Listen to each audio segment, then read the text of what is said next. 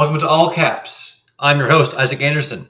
I'm joined by my other host, Tim McKay, and our very special guest, the author of The Stars Within and The Source of Strife, is Alex Arch. Welcome to the show, Alex. How are you doing? I'm doing pretty good. You? Pretty good. I'm in a new space, as you can see. I'm down in Oklahoma. I'm in somebody's barn. They let me come in here and record. I have.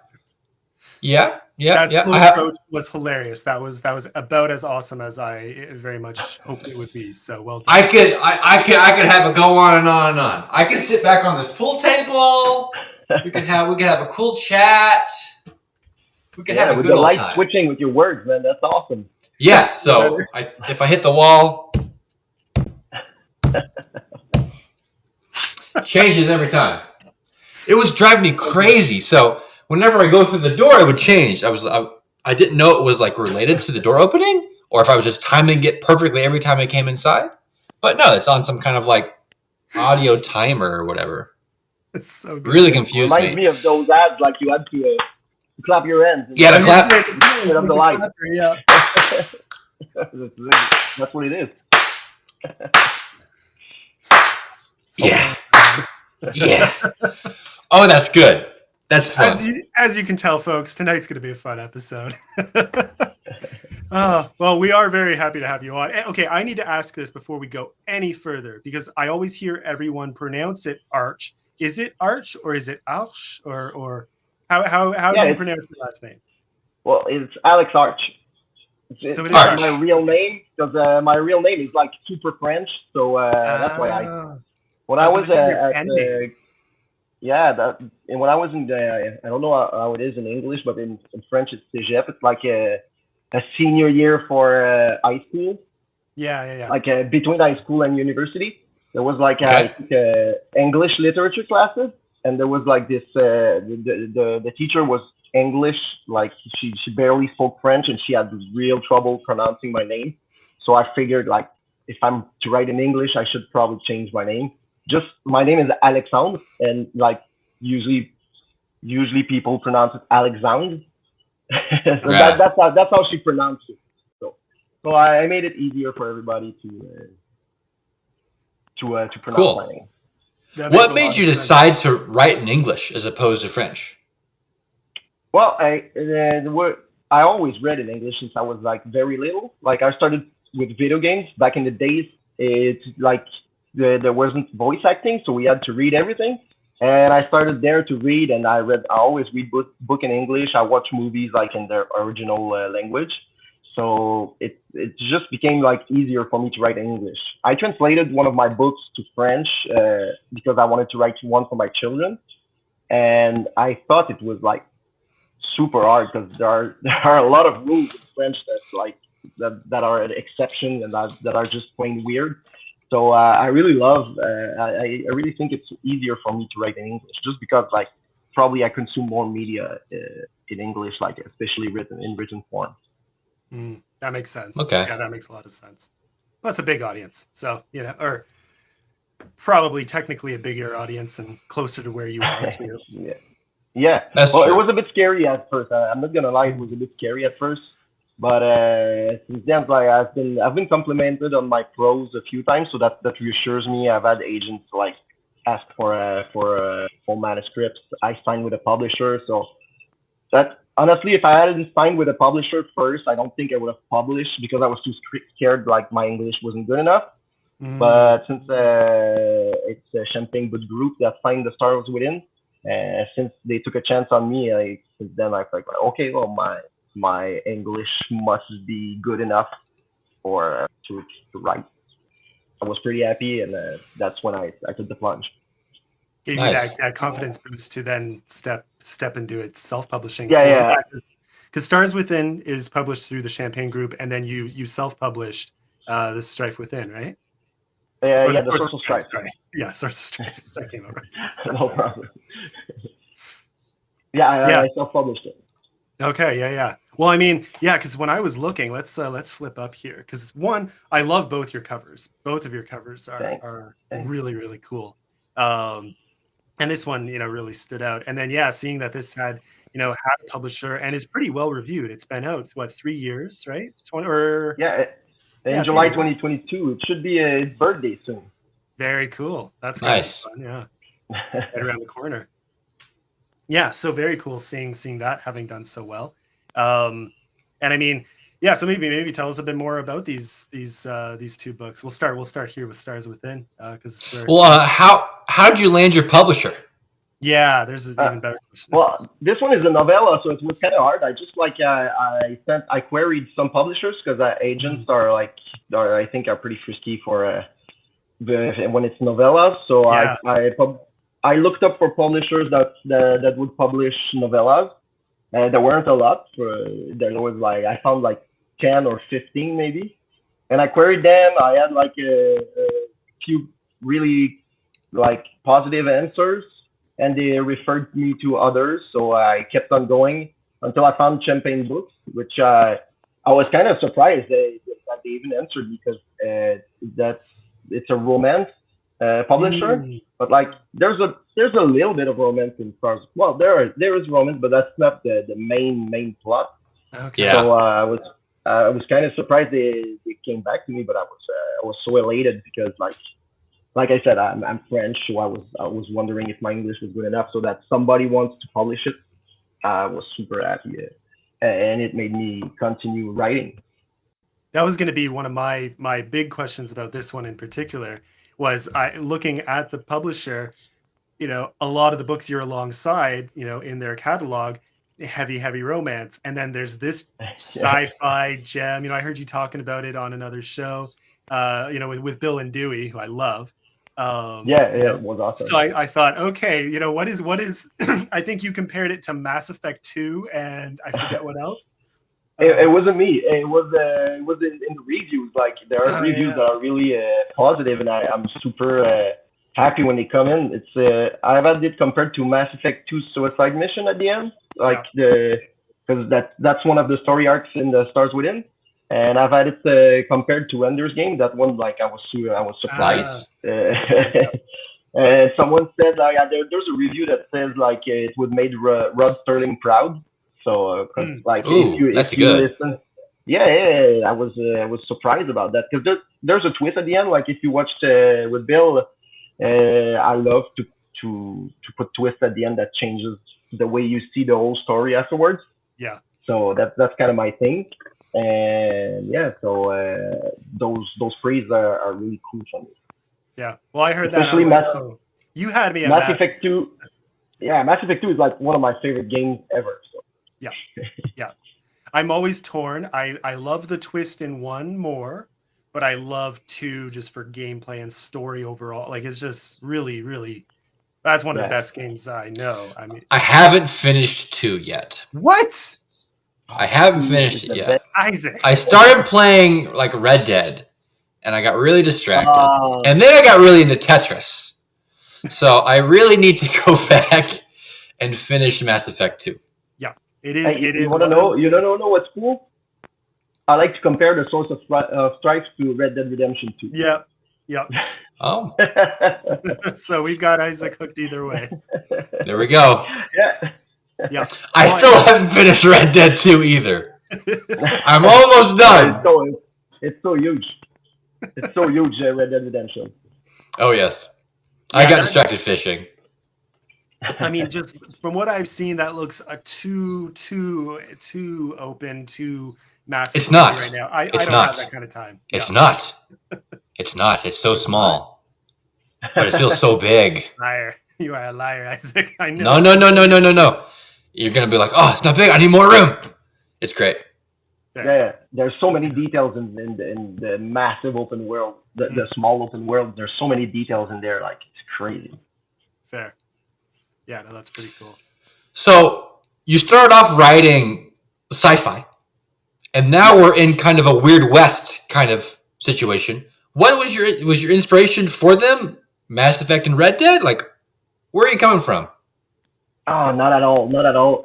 My inspiration for the Stars Within was my mom, because my mom. If people who have read the Stars Within know that there's a heavy topic of cancer. So my mom had cancer and she died, and afterwards, I was like, there was a turmoil inside me, and I like in life, I'm pretty much a laid back guy. I'm an easy laugh, and I don't talk about my emotions. So I kind of needed an outlet for it, and I went and wrote The Stars Within, which talks a lot about cancer.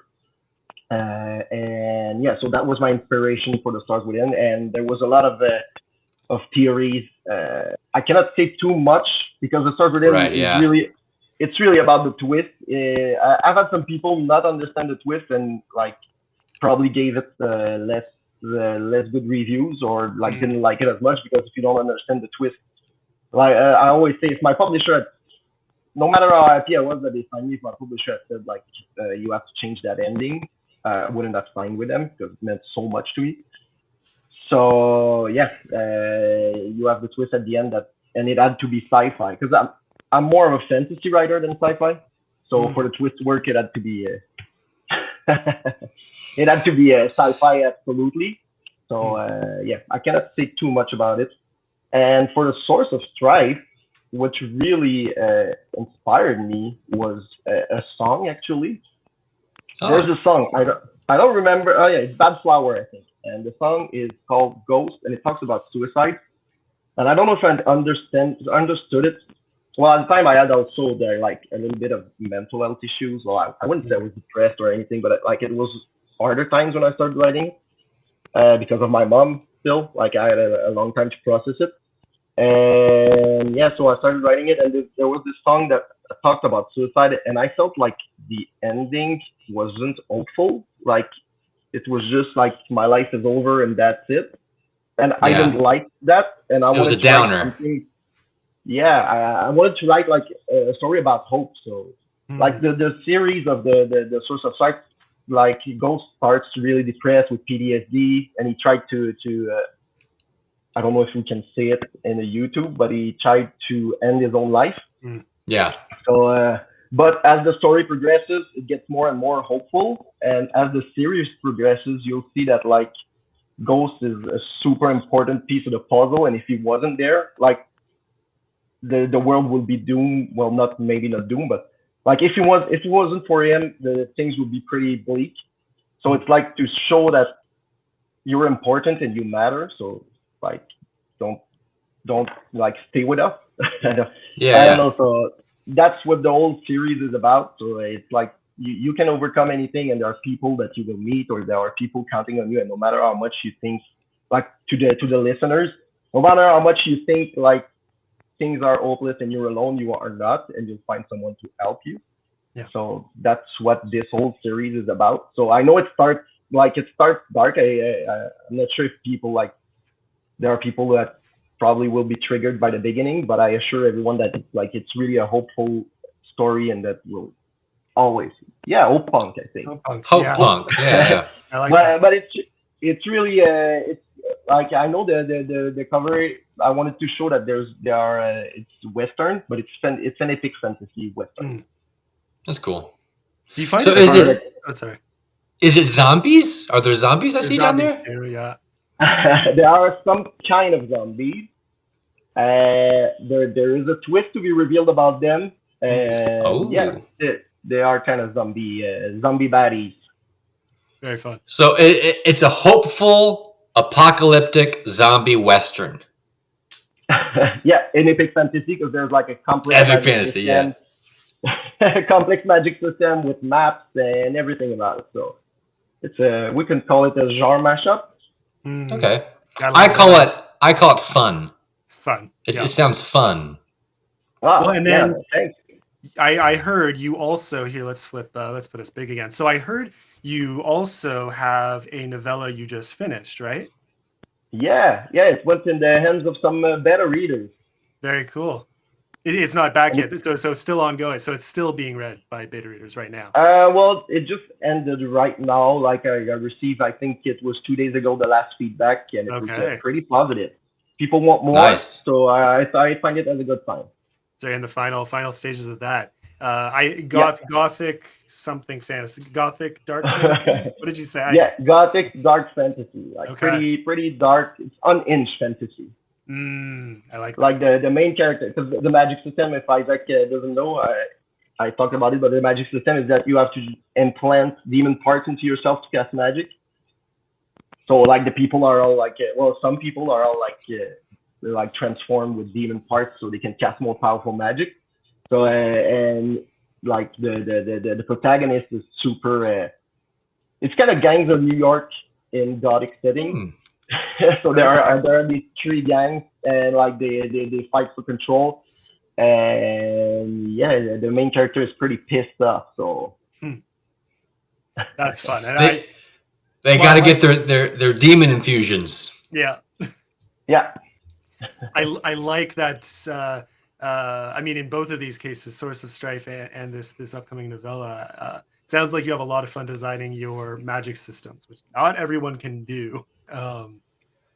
Would you call them so much time? Would you call them hard like hard magic systems versus soft, or what do you kind of aim for there? In the Source of Strife, it's hard magic system, like very detailed, very mapped out. Yeah. Yeah. In the other, it's less. It's more to interpretation. Like you can add, you can play with it. I haven't figured out all the demons yet, but I spent way too much time figuring out where the demons came from and all that world. And like, there's a lot to explain because I wrote like, I think I saw you finished a novella too, like. I'm behind you. I'm still. I haven't. I'm doing some quick editing myself, and then I'll hopefully pass it to readers like next week or so. But yeah, I just finished it, so I'm in that same. Oh, it feels good. It feels good to have it done and ready. But yeah. So I think I have about the same number of words you have, like 20,000 something. 20,000. Yeah. Mine's like 23, something like that. It's pretty short, and I had a hard time fitting it in there. Like the world. You know how it is, like you start writing and then the world just keeps like giving you more and more and more, and the characters give you more, so it's kind of hard, I think, keeping it at 20,000 words. The only thing that helped me, so this leads into a question for you, but the only thing that made it somewhat easy for me to restrain myself with this story is that I'm treating it as a prequel. It's meant to open up to a series of novels after. So I'm kind of like, okay, I have all these ideas, but what's essential for this and all the others I can throw into novels. And I think if I wrote a novella in any other circumstance, I'd have such a hard time restricting it. So is this a standalone of yours, or do you plan to carry it on? Well, it fits in the standalone. Like the story is finished. Well, the story can be finished, but it can also be extended. I tried to, depending on the reception, are there ghosts behind? Or it's just the light? It's just the light changing. So burn. So there's possibilities to continue it, but it can fit into a single story. Because now I have to write the sequel, because I've been writing like other stuff than the sequel to the Source of Strife. So now I have to promise the Source of Strife that I'm gonna come back to write the sequel. Fair. I'm in the same place where I'm like, okay, I've done my novella. I'm gonna edit it. I'm gonna get it out, and then I need to do the sequel to my book. No more dallying. No more excuses. You don't want angry readers. Say the new thing. No. Oh, it's not the new thing I wanted. It's some different thing. Yeah, and I don't want them to forget about the Source of Strife either. Yeah. That's true. People have very short attention spans sometimes. So yeah. Well, there are so many books right now. Like, it's crazy, and with the advent of AI, it's scary how much they can put up stuff. Yeah. Luckily, I feel like we're still in a safe spot where the things that the AI is slop, it's still slop. It's still coming out garbage. We're safe for 6 more months. But then we can raise our prices because we're real stuff. Authentic. Yeah, I like that. Sometimes when I see stuff on the internet, it's like, oh, and it's scary for the children. Like, what they're gonna see on there? Because there are things that look just so real, and you're like, but you know it's AI because like they still move weird and they're stuff. But but even there, it's getting better, and it's getting better fast, which is we are skating on the event horizon right now. Yeah, So it's that's a it's good about to get very insane. a good sci-fi novel. Yeah, there's your Like, next sci-fi idea for you. yeah, Yeah, yeah. It's tough. I mean, I don't know, but there's so many great resources out there that it's easy enough to stay away from all that. Um, Hmm. I don't know, oh, I and try to and, stay and, away and and the like thing is, there as are so many far as great books possible. Oh, sorry. I'm sorry, I'm trying to stay away from that as far as possible. Like as an Yeah, author, I think like it's the yeah, minimum to just never give it any juice at all because like it's our heart. But I don't. Yeah. I hope it's never gonna reach human level because like it's all emotions and what you live and like people are so unique. It's just like, and I think it's theft when someone puts it in there. So I try to stay away from AI as far as possible. yeah, yeah, yeah. It's It's messy. it's messy. It's messy. It's getting crazy. Yeah. Sorry, I talked about that. We No, can talk no, about Oh, and no problem. No problem. every. Even emergencies are fun to talk about. the M dashes will get long. Okay, this is a great comment. Yeah, Yeah, yeah, yeah. yeah, That I saw actually, that. things like that. That is the one thing that I find funny is that you'll get people policing and saying, "Oh, this looks like it was written by AI." You're like, not even a little bit. And I love M Yes. dashes, so I think I did get one of these comments when someone responded. They said, "Oh, do you use AI? Because there's a few M dashes here and they're used weird." And I'm like, "Oh no, that's all me. What are you talking about?" I had never heard that before. No one will steal my M dashes. Yeah, never. Absolutely not. Best, most versatile punctuation out there. And I will defend their use to my dying breath. I don't think I've used an M dash yet in my manuscript. In the Oh, sequel. I don't think I have yet. Maybe I used one. I don't know if it. I don't know. you're I the most don't. human of us. I'm so human. I used a lot in the original in Song of Bones. I'm Hmm. not sure if the new one has. I'll add some. I'll add some in dashes tomorrow. I'll find some I did a Uh quick spots. oh. tally in my novella just to see. I like to make sure I don't overuse things, so I'll do quick searches of M dashes and then words and phrases I use a lot. And there were a lot of M dashes that slipped into this one, so I'm gonna have to cut a few out. Oh, that's funny. Yeah, I I don't know if I've ever, yeah, like I've never actually touched Chat GPT, so I wouldn't even know. Yeah, Um, me neither. yeah, and Like like I said, AI is like, ooh, it's burning my fingers. I never even went on ChatGPT yet. yeah, I just hear the news about them like getting stronger and stronger, and I'm like, oh my goodness, why?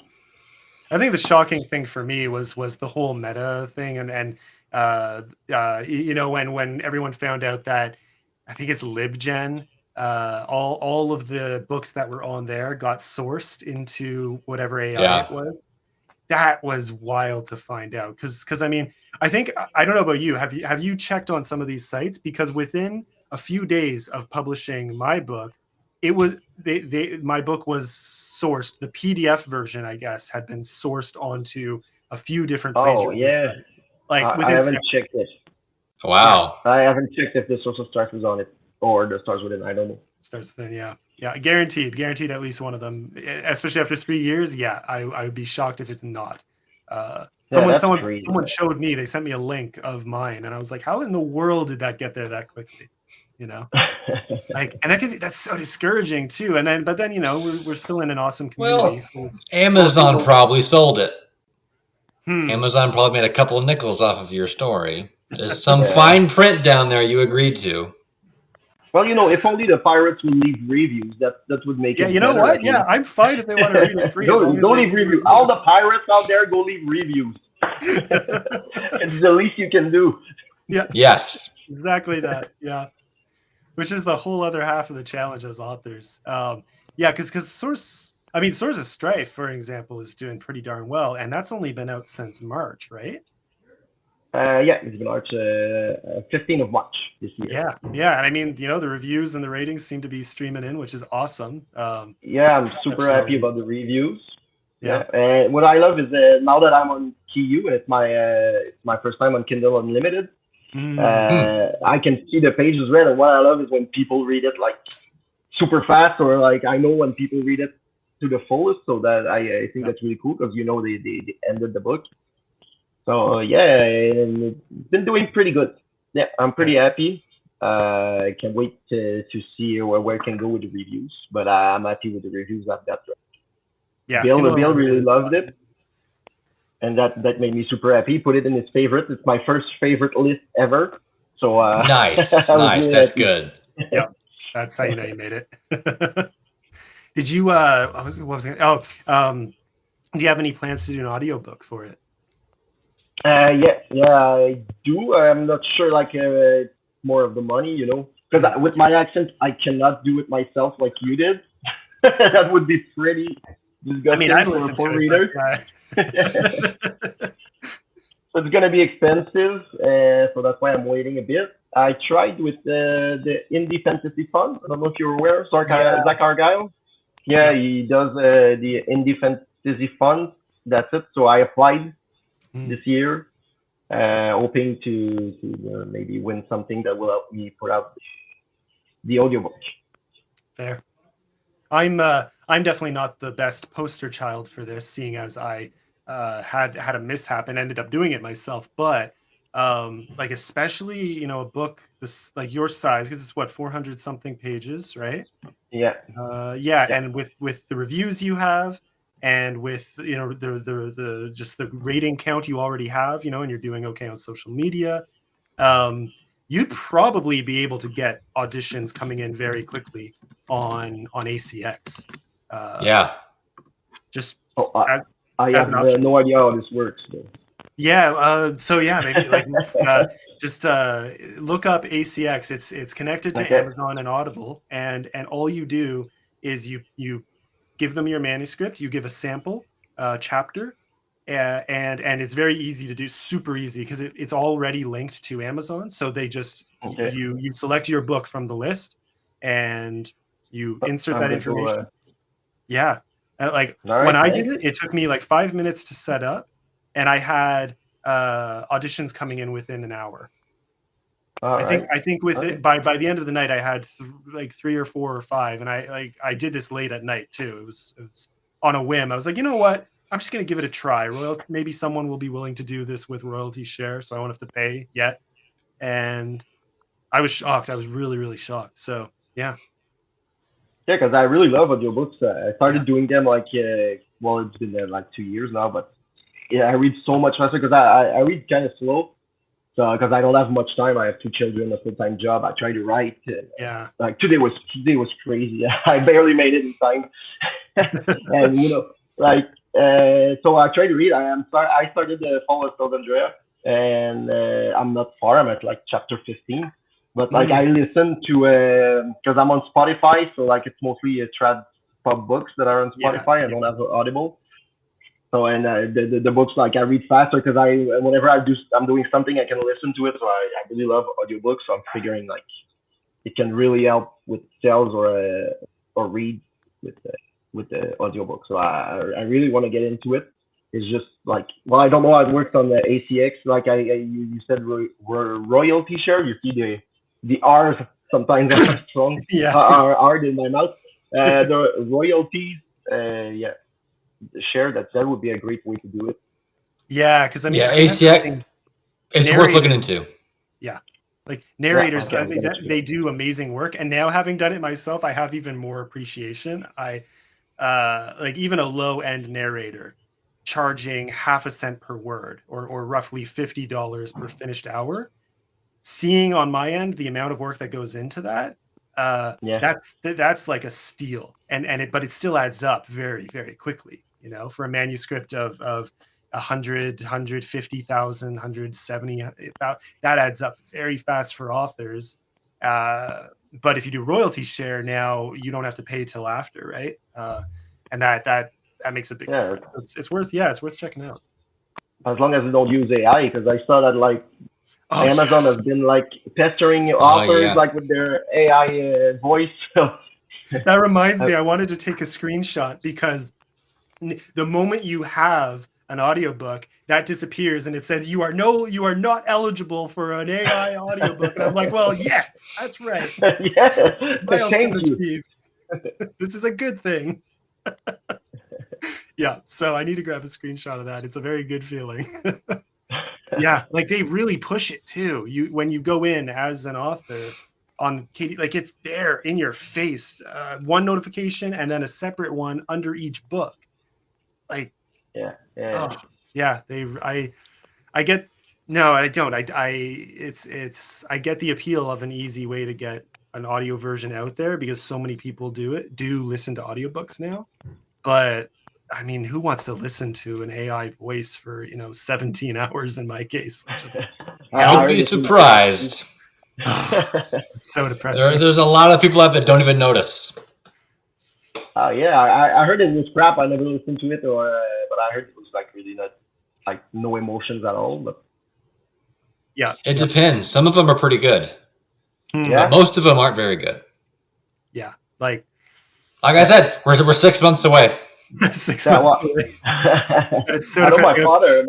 My father has a friend who, like she's an older lady and she got scammed because like the AI used the voice of her grandson. Yeah. For money. Oh. They're doing that now. Yeah. Wow. That's scary. That is that's peak. And she said it was pretty convincing. I bet. Yeah. Yep. You gotta. So if you get a call from a scammer, they're saying hello and they wait for you to talk. They want your voice. So just have your phone screen them. Use the AI on your phone to fight their AI. Fight fire. Don't talk to them. Yeah.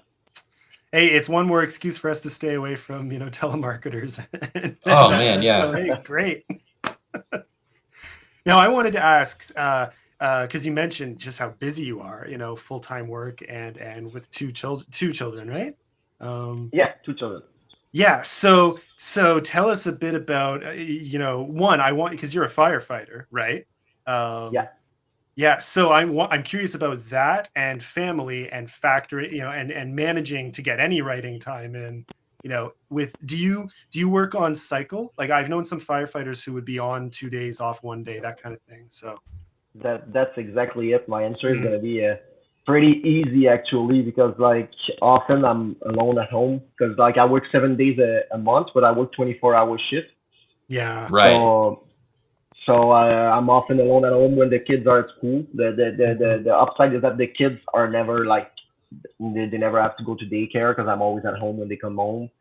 But I work 24-hour shifts, so when I go work, I'm not there at all for the day. But it's a pretty cool schedule, and yeah, I can write in the day when no one's at home. Fair, yeah, that actually gives you. I went from thinking. I mean, that still sounds very, very busy, and managing a family is enough on its own. But I'm also simultaneously very jealous. So get out of here. Yeah, but oftentimes I'm super tired at the day, so I have to sleep a little. But after that, I can write. But since I'm French, I'm a super slow writer because like I make sure that everything is in place, and I work really hard on my voice and my sentences and the flow of the story. So I think it probably takes me longer than most writers, and I write about like 500 to 1,000 words a day max. Sure. Max. That's good. Yeah, see, that's still awesome, but I get it. I mean, that's if you're putting in 3, 4, 5 hours to do that, it's a lot. But on the upside, like my first drafts are pretty clean. There, yeah, that's good. That's great. Aside from like the confusion or the especially the commas, they're pretty good. They're pretty clean. A lot of people say to write fast, edit slow, right?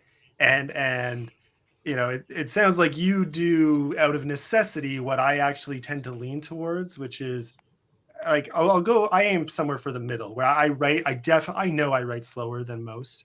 On very, very lucky days, I'll get out more, like 2,000 max, except for very rare occasions. like this week actually, but let's not talk about that. But for the most part, especially when I'm just starting out on a new story, yeah, like sometimes 300 words, sometimes 500 words, max 1,000, because it's slow and I'm trying to get it right. You know, not so much that I don't do anything. It's not like procrastinating, but I find if the quality of what you put out on the first go is bad, it's going to be that much harder to clean it up later. You know, is it just me? Like, It's just you. Yeah, that's just you. I'm training myself to get up to 2,000 words a day. I'm not quite there yet. But yeah, I am very guilty of editing as I go. Yeah. And that slows me way down. And I think that it could deliver a stronger story, but then I think it also makes it a little bit harder to edit. Because once you're done, yes, once you have the finished product, like, oh, I really need to, this scene doesn't belong, but it's such a good scene, but it doesn't belong. I wouldn't feel bad if it was just a crappy scene, you know, like I just wrote it quickly. Yeah. I think that's where I think I need to get. I need to stop treating every session as this has to be gold. It just needs to be on the page is where I'm trying to get to. When you're doing your big twists, do you slow down or do you speed up while you're writing those?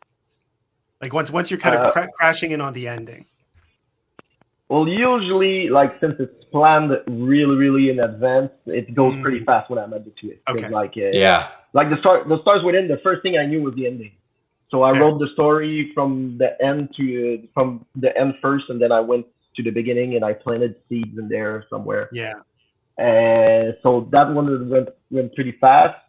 Sometimes even I go back, like in the Source of Strife, there were stuff that came up.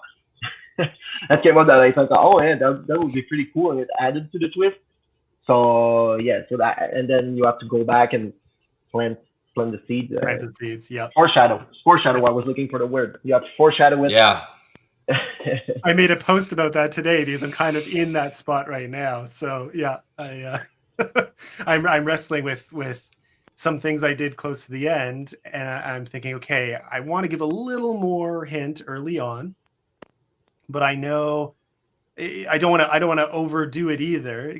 It's tough to do. It's tough. You know, someone made a really good comment today. They said it's not so much about tricking the reader. You want those who notice, you want them to feel satisfied that they noticed. I thought that was a really good point. And I want there to be enough that some readers will be like, oh, I think I know where this is heading, but I don't want them to think, oh, I know where this is heading. I'm bored. You know, that's a very hard middle ground to strike. It's a thin line. Yeah. So my editor in the Stars Within actually like made it clarify the ending. And I'm glad she did, because otherwise, like, there are people who don't understand the ending now. So before it was like really harder. So she had me clarify it. Yeah, clarity is king. That's got to be even harder when you're doing it in another language. So, well, what's hard is like once you know the twist and you see all the breadcrumbs, you cannot go back to once you didn't know. So like I couldn't go back, and once she saw it and I tried to clarify it, you have to ask another person, like, is that clear? Because whenever you know the twist, of course it's going to be clear. Like, you know everything already. She knows. That's what you need your beta readers. Yeah, exactly. Yeah, you need beta readers, and well, I added some beta readers, but like not every reader is like the same. So you have to make sure every reader understands, because there are people who read super, super fast. So sometimes they cannot, like, the twist in the Stars Within is like, it's pretty between the line everywhere. So yeah, looks like Steven disagrees with me. I get it, and now I can vouch too, because Steven is a darn good writer. I'm going through some chapters from something coming our way from him, and wow, very, very good. I cracked some jokes because Melissa Cave is another author I know who writes very long chapters, manageable because of section breaks, so but very, very long. So you think you're about to read 3 chapters and it's longer than my novella. So very fun read though. and lots going on, and lots of action, and lots of character development, lots of emotion, so many moving pieces. And if you don't have that plotted out, I'm in between. I plot to a point, but then I also am flexible as I write. But that's a lot to keep track of. And if you're, if you are just vomiting onto the page and then coming back to it later and trying to make sense of it, and it's that long and that complex, like, God help me. Yeah. Well, first, before you start vomiting, you need to have like a little area you're vomiting in. Yeah. So you mark out little squares, like I'm vomiting here, vomiting here. The vomit went this way, but that's okay because we're coming back over here. Then you got to clean up the vomit later. But Stephen, I'm wondering, when you say a big book, how big you talking? How big you talking, Stephen? Pretty big. Different kind of vomit. Yeah. Different kind of vomit for different kind of books. Yeah. I mean, well, for me, what I get is that when I edit, I get into the story, so I have to keep it clean, because when I get into the story, I always like, oh, that's good, and I don't see my mistakes anymore. Yeah. So that's why I keep it clean on the first go. Here we go. Ooh, 365. That's one word. That's not one word a day. That is 1,000 words a day for an entire year. Yeah. Yeah. Wow. Woo. Yeah. Which, I mean, it's fun to think about it. I love thinking about it that way, though, because then even 500 to 1,000 words a day adds up very fast. It really does. It really, really does. Yeah. I made a document of all the books I want to write, because I have an idea of how much I can write every day and how long it takes me to finish a book. But I have all of these books I want to do. And so mathematically, I need to be doing 2,000 words a day to even get to these books before I die. So I need to make sure that, I write enough so I can actually write them. Same, man. Yeah. Same. Yeah. And what's fun is, like, for me, I always have my beginning, I have a character points I want to go into the middle, and then I have the ending. And I'm always surprised when I come into my character moments. Oh, I'm already there. Like, oh, it's gonna happen. Yeah. Because it all adds up. Even if I only write 500 words a day, it comes pretty fast. 500 words a day. It does. It always surprises me because it feels like such a far away thing, and then it's here. Like, oh, and you're past it and it's done. Like, oh, what's next? Yeah. You well, so speaking of having your characters and the ending in mind, what about your, not so much clearly you put a lot of thought into things like your magic system and so on, but I'm thinking the geography of your world, because you do your own maps, right? Yeah, I do my own maps using GIMP. Okay. And it is long. I'm not good at GIMP. I'm not good at GIMP. I followed a YouTube tutorial and then I started doing it, and it took me probably I'd say 2-3 months, full time, instead of writing. I did that. Oh wow! I think there are only 5 people in the world who are good at GIMP. GIMP is so hard. So the guy on YouTube who helped me. It's him and his brother. So did you do that after you were finished writing then? Yeah. Not something you would probably work on in the middle of a story then. Yeah, because like I said, my structure when I write is that I know where the story starts. I know what happens about, I have often 2, 3, or a few more character moments that I want to hit absolutely, but I'm mostly a pantser except for the twist and at the end. I usually know exactly how it ends. The Source of Strife, the end sentence, I knew what I wanted it to be. So that last sentence is it's the last sentence I wanted it to be since I had the idea for the book.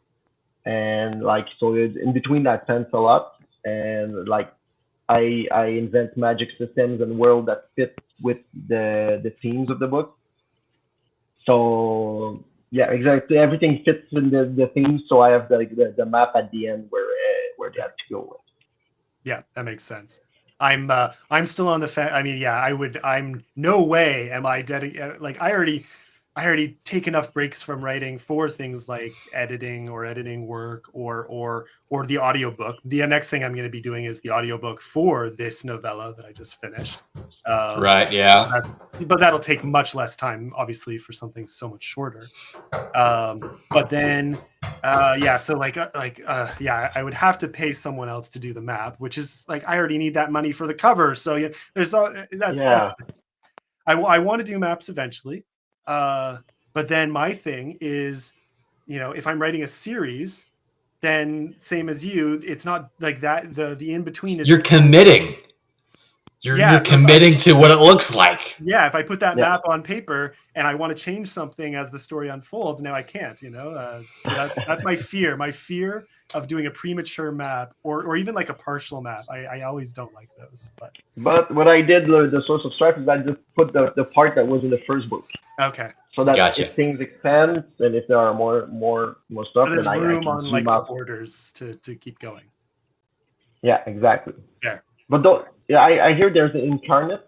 I don't know if anyone worked with that. I haven't worked with it. Yeah, but Incarnate, I hear it's pretty easy to do maps. I see people doing maps with those. GIMP, I would like it's all with all the layers and stuff. It's so.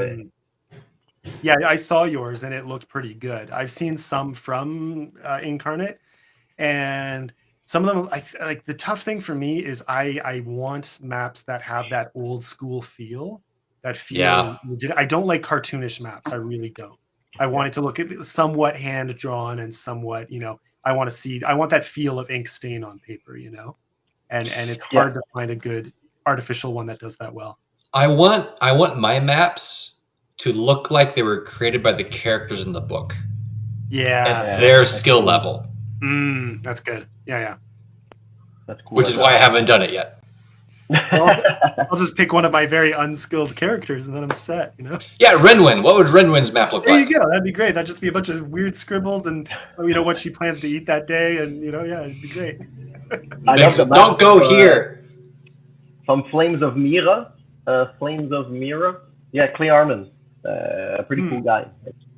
Yeah, he did the map. It was really cool. It's super. It's really old school and it's really unique. I really love that map. But you have to pay an artist for that for sure because it was really drawn, I think. My dream map, and I think her name is Francesca something. I have it saved. It's kind of like when I can. Her maps look like old cartographer map, like I'm talking medieval cartography with like the ones that have like here be dragons and it looks like an open scroll, and so you have symbols and fancy banners and things like that old school painting feel. That's the goal. So at some point it's always about the money that you need, because like at one point I would like to have super special edition with a new map and character arts in there. Is like it's so cool to see that. Like I would love to see my characters drawn. Like I'm not a drawer at all. Yeah. That's one of my goals. It is. It is a very fun feeling when the art comes in. And I got lucky with finding Joe who does mine. Because I mean he's affordable and he's fast, which is a very rare combination. Oh yeah, I saw those. They look really good. Yeah, like that was worth every penny. But that's the thing is it's enough that I have to pause between commissioning because I could not do that repeatedly all the time.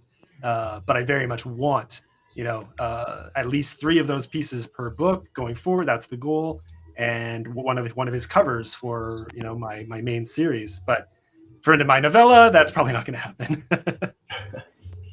Yeah, that and a cosplay is a dream of mine. Someone cosplaying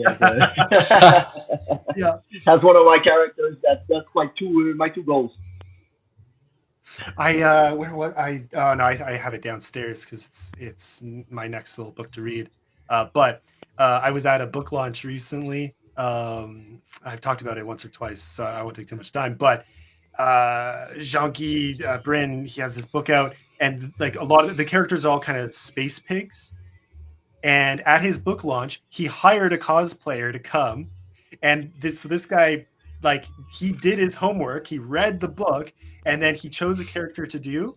He made a piggy, like a pig helmet, with like an army cap and an army gear, and he 3D printed a space gun like to match those in the book and to match what was on the cover of the book. And he showed Really up cool. halfway through the launch in character and just, getting like pictures with people and having a good time. And I was like, okay, I want to do an event for my book at some point, and I want this. I'll even find this guy. I know what character he would be, Like, that was cool. That was a cool thing to see.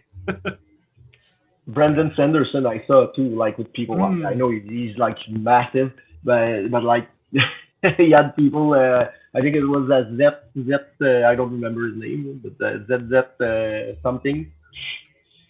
No, I don't know. And yeah, he had like all these events with all some characters, Dalinar and stuff like that. I thought like, oh my god, that's so cool. But Yeah, the dream for pretty big. sure. To have super fans dressed up as your characters is something to go for. Have you done okay, yeah. Well, we got a bit of a game, but so last question maybe before we jump into some fun. But have you done any like in-person events, anything like that? Signings Not yet, no. No, because like it's hard because the Stars Within was just ebook. That's the contract with and like it was my only book, so I felt like in Quebec Quebec is not really my main platform or my main clients because like most people speak French, so I have to go away to United States, Canada, so I have to find events there. So it's again, it's a lot of cost, so I have to make it worth it. But it looks fun. Dragon Con and World Con are like are my two that I would like to go. Isn't one of those? I think it's Worldcon. Is it coming to Montreal in like? I think the next one maybe. Do I have that right? Oh, it might be. I'll have to check it out. I think there is. There's one. I forget which one it is, but there's one of the major conferences is coming to Montreal. I think in 2 years, and I'm like, oh, I'm there. I'll finally get to go to one of these things. Yeah, I'll be there too. Yeah, I won't have a table, but I'll be there. And we'll hire cosplayers. We'll hire cosplayers for that. We'll hire cosplayers for that. Yeah. Or we'll come as our own. We'll be like, oh, that would actually be fun. I would have a lot of fun with that. Yeah. Okay. Let's have some fun. We've got a quirky, awesome, hilarious game prepped like we always do. So, if you're ready, I am. Welcome to the late great hot take debate. We're gonna have some hot takes, and we want to get your opinion on them.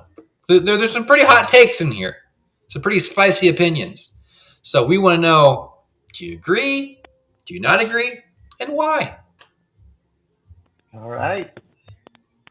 So here's the first hot take. If you live in an apartment, it's cruel to own a dog, especially a big dog. It's just like trapping an orca in a swimming pool. All right. Well, I'm not sure. I can agree and disagree. Do I have the right to say that? Because you can. You can say that, yeah. I live in a big apartment in Miami, and my neighbors have these big dogs. They're just inside all day. It doesn't make any sense to have it. I mean, if you're on a farm, if you keep not them an inside apartment. all day, if you keep them inside all day, I agree with that take. But if you there's dog parks and you can go if you make them if you have the chance to get them out a few times a day, or if you can hire people that go walk your dog. So if you can do that while you work, then you can have. I think it's not cruelty to own the dog in a small apartment, but of course, it's better to have a small dog. I think. Yeah. You live in a farm. My neighbors drive me nuts, though. She doesn't take her dog to the bathroom on the grass. She takes the dog out to the big parking garage on the 5th floor and says, "Okay, pee here," and the dog pees in the concrete, and she takes it back inside. That's just the dog's living in prison, basically. Not even water on it. You just let the pee dry. Yep, she just leaves it there. All right. Ooh. Yeah, my old apartment. I have 2 cats now, and I didn't at the time for most of the time I was there because I just didn't think it would be a big enough space for a cat. And then when near the time when I left, I got 2 cats, and I was like, oh, you know what? They're happy as it gets, but they're also cats. They're not as needy. I had a neighbor who had their apartment was relatively big though, not huge but big enough, and they had a medium-sized dog. But they would come, they would walk her regularly through the day. One or the other would come home as often as they could. So I mean, there are ways to manage it, and often we don't know. If I can hear the dog barking 8 hours a day, which I had a neighbor whose dog was in the next, that's a problem. That dog isn't being attended to. But otherwise, we often just don't know. Yeah. So sounds like Alex says it's fine as long as you take good care of the dog. I'm saying get a farm if you want a dog, and Tim's saying get a cat. There we go. I love dogs. I mean, I have a dog now too, so. But I'm also in a bigger space next to ravines and walking. That's good. Hey, if there's a ravine next to you, you can have whatever you want. I'm in heaven. You could have an elephant, you could have a bear, you could have a bird. Yeah. Doesn't matter. You have a ravine. A hawk. Oh. Hawk. Now that would be cruel to have in the apartment. Just a hawk. Oh man! Well, you let it out, and it brings you food. Yeah, it brings you things that I want, like rats and possums and small children, other dogs. It brings you the neighbor's dog. That's what I was going to say. Yeah. We've solved your problem, Isaac. Done. You're right. I just need to get a hawk, and I need to be the terror of the apartment. I don't want the dogs dead. I want the dog taken care of. I want them, in a nice. Taken care of. Yeah, I guess so. Yeah. Okay. Right. This take has been pretty hot. What's the next hot take? Okay. Adverbs are fine and purists are snobs. Telling a writer you can't use an adverb is like telling a painter he can't use blue. I will have to disagree. Simply, like, adverbs are okay, but really, really, really, really, really little adverbs. Because oftentimes, and that's what I watch the most because of my language, is if you have to use an adverb, like you can, because sometimes they're necessary, but oftentimes there is a stronger action verb that comes before. So that's what you have to watch for. You have to go back and check your action verb.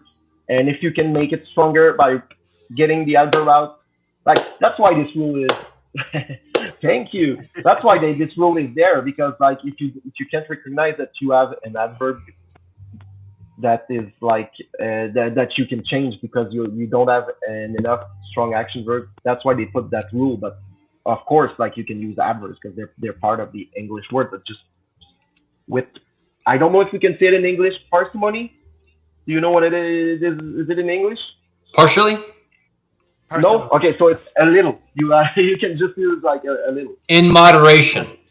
In moderation, exactly. Yes, I 100% agree.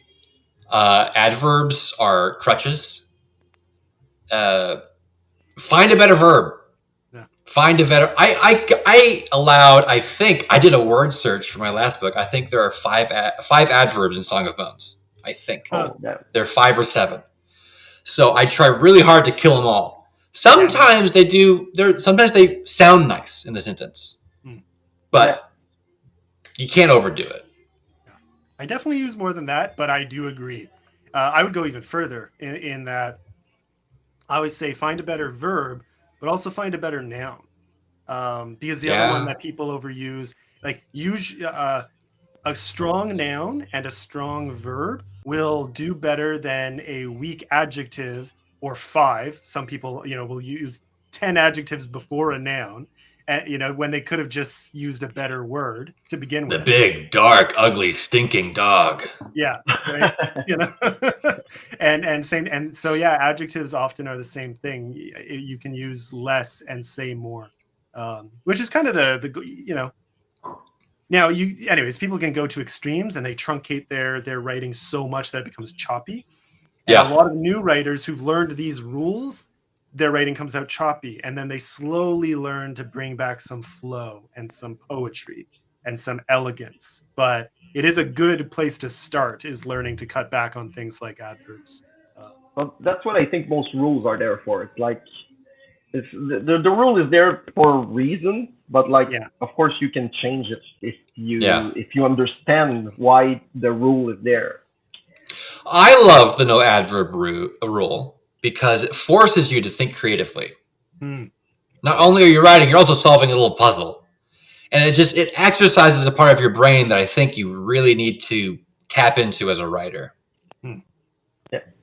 And like my editor, when I published the stars within, like she told me like you have to cut most of the that and most of the of, and Mm. that too forces you to write more creatively. Like you have to rewrite some sentences so they fit and you don't have the of so Yeah. or the that, and that helps create like stronger sentences. And now I try to avoid them in most of my sentences. Yeah. Yeah. Those are both very good ones. That in particular can often be cut. And Yeah. the amount of times I will see an of the combination when you could Yeah. just switch the words, and make one a possessive and you have a much shorter, crisper, phrase. Anyways, and of just in general, there are a lot of cases where it probably even shouldn't be used, like off of. A lot of people will say, Yeah. and you can just cut And, that of. Does nothing. and Does absolutely nothing. fun fact, Joe Byrne, I don't know if you know it, the writer of the Yeah, ID yeah, Lyrics, he better read The Source of Strife. And like I had written the first, I don't know, 5 chapters before yeah. I worked with my editor. And after I continued, and he noticed the difference. He said like there's Yeah. something in the first chapters that's not like just working with a professional editor. I'd like up my game a lot. Yeah. Nice. You'd hope, right? Yeah. Yeah. Well, it sounds like we all kind of agree with this hot take. Yeah. So thank you, Mr. Jay Leno, for this hot take. All right, let's see what's next.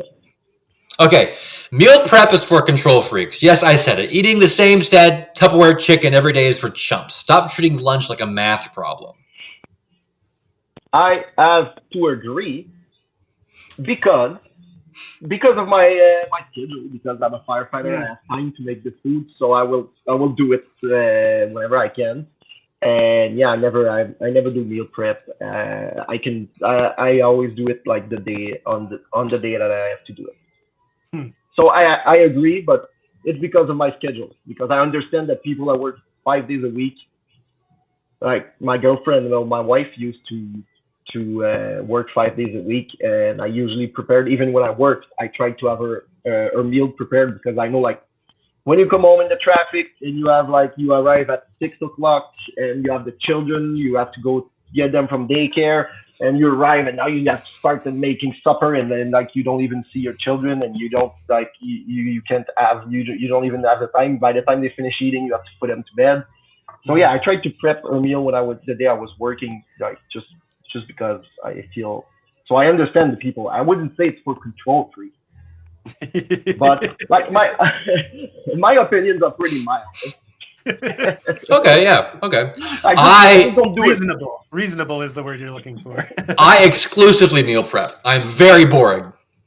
I'm very much a control freak over my meals.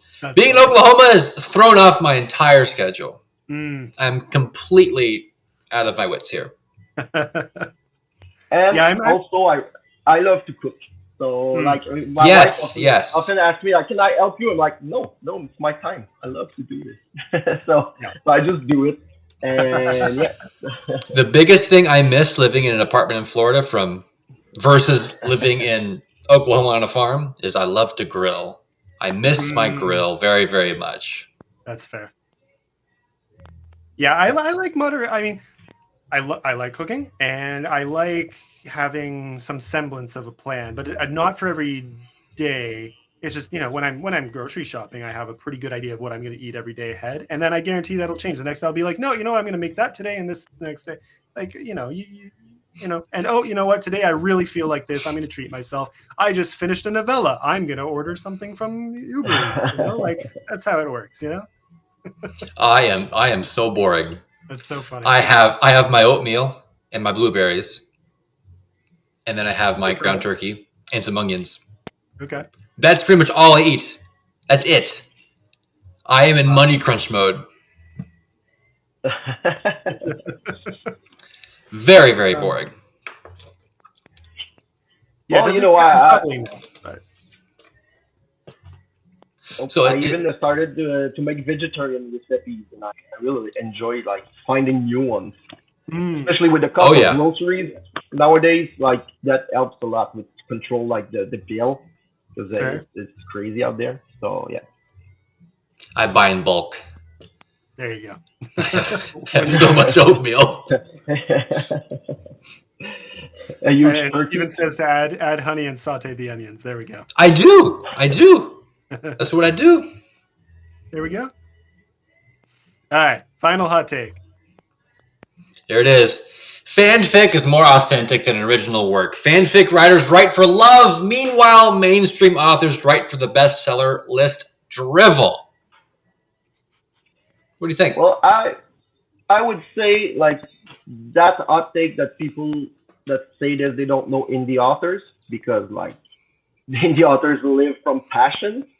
So I would say that no, I would disagree. I would disagree. Mhm. Fanfic Okay. can be cool, but like I don't think indie authors write for a bestseller list because at least I haven't hit it at all yet. So I figure most of us haven't either. And it would be nice to hit it, but with our Oh passion yeah. project, Yeah. but it's pretty hard to do. Yeah, most indie authors are in it for the passion. They're basically fanfic writers without a fanfic to write for. Us indie Yeah. authors. But there are a few. There are a few that are definitely trying to play the numbers game, Hmm. trying to write for that perfect marketable. I sat down one day. I thought, how could I write the most marketable thing ever? And I spent maybe 3 hours outlining something that I think would be as marketable as possible. It was pretty bad. But I think I could do it if I needed to. If I was starving. Oh my god, That's that's funny. true. Uh, That's true. and true, yeah. But yeah, I think I would be bored to hell if I had to write like Oh, it'd be so something boring. something that would fit a bestseller list. I would be too bored to finish. I would never finish. Well, I'm sure I wouldn't. Like I would lose interest and just go do something else for sure. Yeah. I definitely take it into consideration. I like, but less focused on meeting the specific thing that's trendy right now than just trying to create something that will strike the right chords for more people than just myself. Because I can write I already write for myself, but if I'm intending to publish, I'm not my only audience.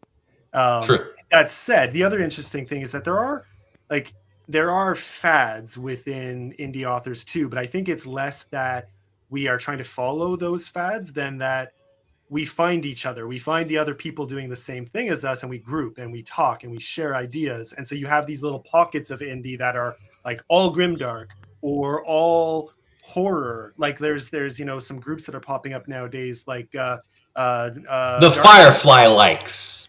or the Dark Veil Society. No, I'm saying it wrong. It's Dark Veil. I think it's Dark Veil Society, yes, it's for yeah. I have that right, horror. don't I? Yeah, Yeah, yeah. yeah, There's like that. There's what's another? I've seen a few of these groups popping up, and it's awesome. Because they have a focus that they all came into themselves, but now they've found each other and said, "Let's do this together." And I'm like, that's great. Feels less like a trend and more like a common passion, a common goal. Whereas you end up with all these poor querying authors who are all trying to write the next Twilight, and we've already moved on to the next fad for trad publishing. Yeah. Well, yeah, it's kind of what it seems. Like the fads have moved on, but that's still like there are some people who want to get on that. So Yeah. but that's more. I Mm. think that's more of a thing of trad publishing than indie, though. Yeah, exactly. Yeah. So Steven's saying we should all write ghost stories. I think we've missed that Yeah, train too. But and now it's more romanticy these days. Romanticy. I see a lot of romanticy. yeah, that's That's kind of because the like big one right now. I think it's because like romance readers and now they venture into romanticy, which I think it's kind of cool because it brings more people to the fantasy genre. But I think that it's just that they read so fast and like they read so many books. They're always looking for the next one, like, and that's why it's grown so popular. Well, thank you for taking on all these spicy hot takes. It may have gotten uncomfortable there for a minute. We're talking about eating dogs with hawks, but we made it through okay, Yeah. I think. Yeah, I lost it for a while, but I'm back. That was awesome. Well, I wanted to then ask on the romance topic, you know, because some authors will maybe sprinkle it in, but it becomes a side part or not a huge element. But having, you know, published through the Champagne group that you did, and you said there is a romance element to, you know, the Stars Within. Do you find that like yeah, you said it's not the main element of the story for either of your stories, but how do you wrestle with that, with being distinct from romantasy, let's say, while still writing romance into your stories in a way that is believable and, you know, something that people will connect with Yeah. as readers? So in the Source of Strife, there's absolutely no romance. Okay. I didn't want any romance because since the story is about uh, getting through your trauma and like it's about someone who's learning to cope. I don't know if it's the right word, but with his with it, after attempting to take his own life, I didn't Yeah. want to fall on the like the oh, you need love to get out of that spot, you know. Ooh, So I I didn't like want that. that. So I went all romance. But in the Stars Within, it's just a little bit of the story. I'm not like it. It's not at all the main focus. So that's why I was surprised that they picked it up. Fair. But if it fits in the story, I don't mind a little role. Like in the Yeah. Stars Within, it fit and it was even needed. So I put it in there. But I'm not against romance, and if there is a side romance, I personally could never write a story about romance, like just romance. Mm. That wouldn't it wouldn't be. I don't think I'm romantic enough for that. but if it's a little romance, I try to make it with the characters and how I think they would like in the Stars Within. There's Colette, and she meets this girl Mia, and she's it's like an old love, but Colette is like really into her career. She wanted to progress, so she put a stop to it, and now they come back in the middle of a battle. So that's so they rekindle like through that, but it was really like this dynamic of like she wanted she wanted to focus on her career, and Mia is like really rebellious. So yeah, I think it fit the character and it fit the story really well. And there's a married couple too. There's Thomas and his wife, and it just like adds. I think it adds to the because I wanted to show like cancer affect other people like in a way. So it's Thomas and his wife that I think that like it adds an emotional layer to the story. Mm. With the choices they have to make, I think it was important for both of them to have someone like that. Fair. Yeah. I like that, and I really like what you said about not using love as the solution to that sort of, you know, extreme depression, and to you know the trauma and the aftermath of you know having tried to, or having reached the point of wanting to take your own life. You know, the yeah, resisting the urge to fall on that easy solution. No. Welcome to the Yeah. podcast. Sorry. It's awesome. Yeah. Yeah, I'm it was very using his important. barn. It is his barn, so Yeah. If you had stayed, you know, kind of just perfectly, we could have just seen the light moving and the door opening, and we would have just reaffirmed the fear that you are in a haunted barn for the night. it is kind of haunted. Well, We were watching Silence of the Lambs last night. It was kind of scary in Oh, here. that's funny. Oh, I haven't seen Silence of the Lambs in a long time, but There's not any sheep in it at all. no. Do you yeah, Alex, so I mean, since some of, especially, you know, you've got Red Dead themes, like Western themes, Western vibes, but then you're finalizing, I guess, a gothic dark fantasy. So are there like horror elements in there? How much have you dipped your toe into kind of horror as an element of your stories? Well, there can be a little bit of horror in both the Source of Strife. There are horror elements like the zombies. Yeah, Of true. course, The they zombies, can. yeah. But it's more like it's more like monsters. It's not really like I don't try to put them a scary mood or anything. It's Okay. just maybe there are a few scarier parts, but I haven't dabbled in any horror. I don't think I read enough in the genre. Maybe like to implement it. Like if I wanted to implement an horror arc in the story, I would have to check how it's done. Fair. Gotcha. Actually do some research. Yeah, I'm kind of the same. I've read some really good horror books, but I don't read enough horror. It's definitely not my go-to genre, so it's not something I would. I'm definitely in no position to write an entire novel, horror. Like that would just not be. I don't think I'd want to. I'd be in a bad mood for months, You'll see something from me in about 4 years. Oh yeah. Oh, I got one lined up. Okay. Okay. Oh, That's nice. exciting. Is there a fantasy element or just horror? Oh yes, there's fantasy elements. I spooked myself. I spooked myself outlining it. So I think that's a good sign. Mm-hmm. Yeah, for sure. Well, I think like horror is more like in the mood of the story. Like you have to foreshadow stuff. Yeah, like, yeah. You have the the mood, the tone, and the theme of the thing. The theme is pretty hopeful. It's a very hopeful horror, but like that. to have that hope, you have to be somewhere very dark first, and that's kind of where the story begins. We go through a really dark valley together, but there's sunshine on the other side.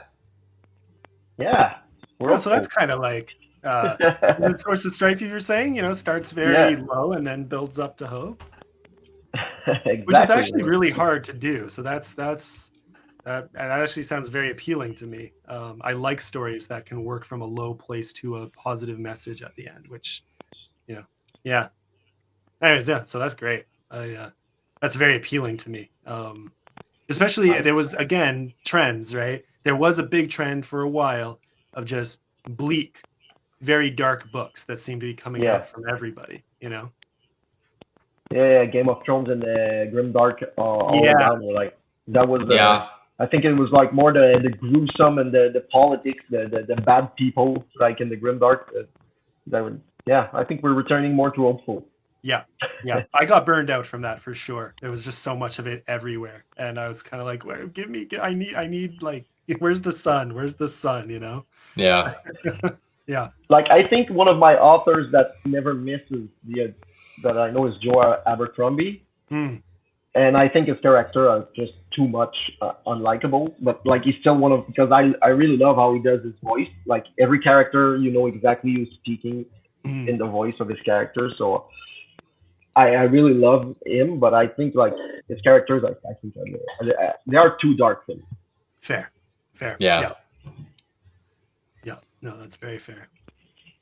So how are you? How are we feeling? I mean, we've covered, your books. We've covered your job. We've covered your family. We've covered your writing habits. We've covered your editing habits. We covered your Luigi hat. Yeah. I'm still disappointed we didn't get to see the stash, but I'll forgive you this time. Oh, I have to draw it out. I will have that's my biggest mustache right there. That's all I can grow. I don't have a facial hair. So. Fair. You guys are glorious compared to me. Yeah. Yeah, Tim has a curtain. He has a whole thing. Yeah, hair and beard to match. Yeah, I was realizing, actually, like measuring it. I mean, my hair is a mess right now because I kind of just let it air dry for a few hours before this. But I mean, like I could take off a solid like 6 to 8 inches, and it would still not be. It would still be longer than my beard. So, Wow. It's getting to the point where I think I'm on a dare. I'm on a beard dare at the very least. I'm not allowed to shave any of. I'm allowed like slight trims, but not any significant change until I publish my next book. And I don't know if my novella counts. I feel like it doesn't. So No, it doesn't count. it has to be the sequel. So I Easy probably, no. this is going to keep going probably. It needs to have a numeral, Roman numeral 2 attached to it for it to count. Yeah. So I think I'm stuck with this sucker, continuing until probably December or later, if things go the way they are going. Yeah. So Yeah, me too, man. Don't expect the sequel to Source of Strife soon, because like in the summer months, I don't have time to write at all. Yeah. Fair. So September, I'm gonna go back to writing. Nice. When can people expect your next novella? My novella, it really depends. I will try something because I saw a shout out from Spotify to have like books that are under 20,000 words. So if I can get it under 20,000 words, I'm gonna try with them. Okay. That's cool. And if I can't, I'm gonna publish it like right after, because it's pretty much ready right now. I'm just gonna have to find an editor. I already know what cover I want, so Very it's cool. gonna be long. Do you think it'll be out in time? I mean, it's tight. It's very tight. Do you think it'll be out in time for Sphinx? Which I think their deadline is it has to be published by August 31st. I don't think so. No. Fair. A little too tight. Yeah. I'm trying to race. I'm trying to get mine out, but it's so tight. It's so tight. Yeah. I don't want to rush it. Yeah. Well, like my only caveat for myself is that like I'm kind of like you, where this is already very, very polished. So I'm gonna put it out. I'm gonna get it edited, looked over, beta read. I think I'll be able to get it done in time. But it means I'll be going with a cheaper cover and some rushed things, but none of the writing steps are being rushed, I don't think. Yes, I understand. Yeah, but still it's tight. Like I'm still gonna be rushing for the next 2 months. Like August 31 for me. Yeah. But yeah, I want to try first the Spotify thing. So fair. That's for sure. Until they answer me, until I know for sure that they say no, then I'm gonna try to publish myself. Fair. Nice. Yeah, it's a great idea though. It seems like a lot of things are moving over to Spotify lately. They've been doing a lot. Yeah, they wanted to do it for audiobooks. Like they just wanted the audiobooks, right? And I think they wanted because it was between 10,000 and 20,000, and I think like that's really not a lot, but I think it just adds up to 1 hour and 2 hours. Like 10,000 words is about an hour, I think. So I think they wanted shorter. Yeah, that's pretty spot on actually, because my audiobook was 171,000 words and it was about 17 hours. So yeah, that's the usual metric. And so that's actually now thinking about it, I'm like, 23,000. Okay, 2 hours. That's so much easier to do than 17 hours. I'm excited. It's gonna take no time when you can do it yourself, it's fun.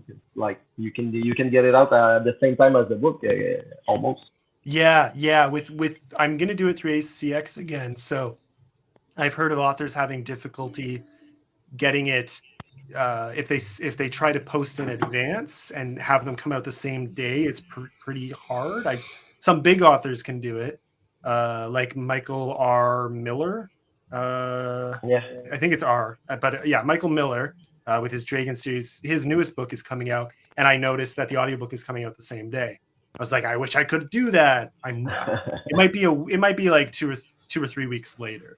I think in my case, but I think marketing hat now. I think it's good they don't come out at the same time. That's fair. I think you kind of do want them spaced out a little bit, so you have a launch. Oh, Tim McKay has the book. Then a few months ago, a launch. Oh, Tim McKay has the book. So it's good to have people thinking about you multiple times a year.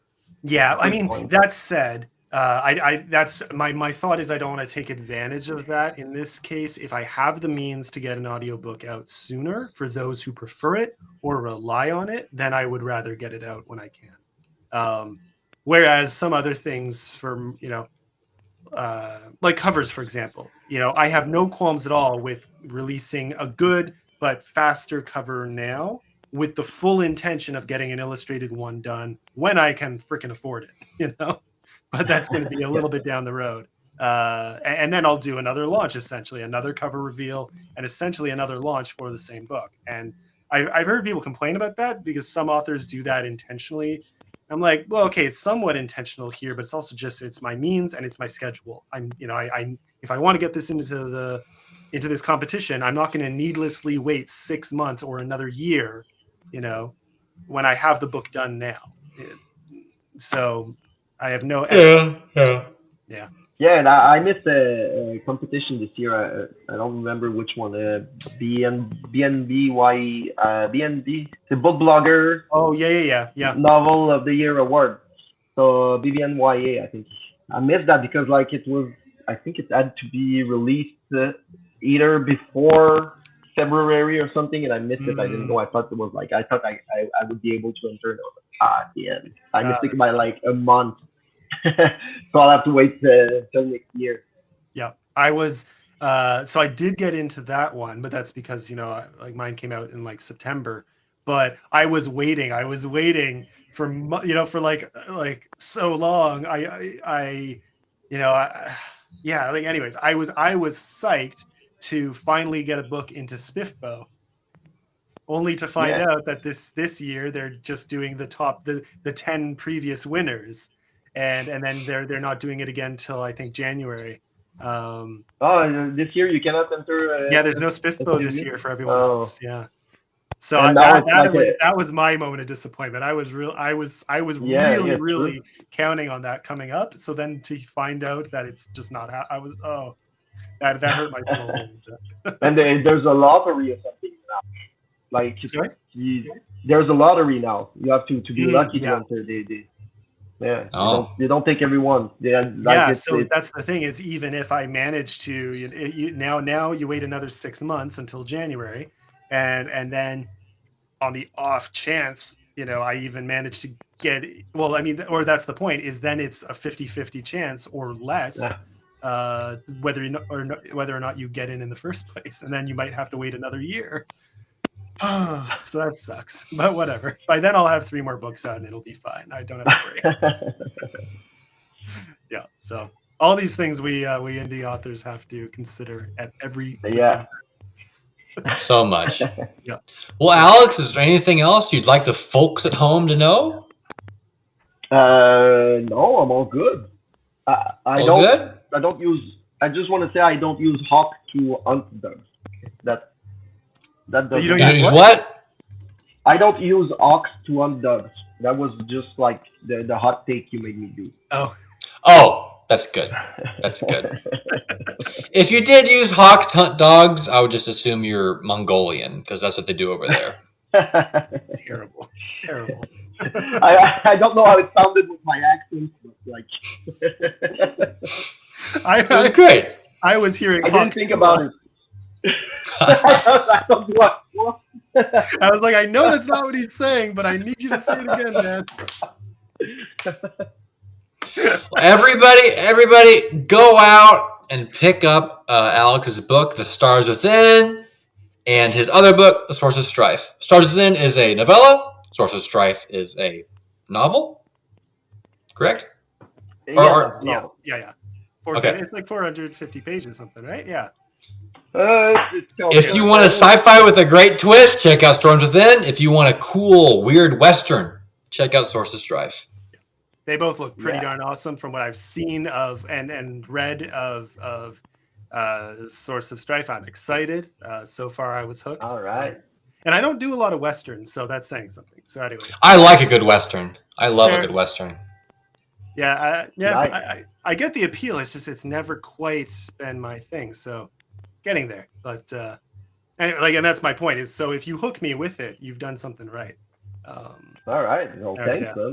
I'm just a sucker for a good magic system, so maybe that's it. But magic system, people. There's a good, great magic system. Check out Alex Ark's books. You can get them up here on your browser. Type in the name and the Amazon, whatever. All the links you need if you're watching. Oh, yeah. They're All down the links we need here. will be down there. All the links are down. So we made it easy. You can just click. It takes you straight to the book. It's amazing. So it's so good. Play some Red Dead. Play some Red Dead too, yeah. That's fair. That'll. In the Red Dead Online, they just added a zombie mission, I'm hearing. When I get back to Miami, I'm going to see if it's real. So good. All right. Anyways, yeah. Well, Alex, thank you so much for coming on. This was a blast, as fully expected. And Well, thanks a lot for having me, man. Yeah, thanks a lot, anytime. Isaac. Next time you have something coming out, next time this novella comes out. Oh, yeah. Call us right. up. Yeah. Thanks. Well, everybody, thank you so much for coming into the chat and hanging out with us goofs for a while. And we'll see you next time. Be sure to like, subscribe, all that fun stuff. Follow us on Twitter and everywhere else. And and me. Thank you, Isaac, for the wonderful visual effects. Isaac will probably not be in a bar next time, and we'll be sad for it. But cheers, everybody.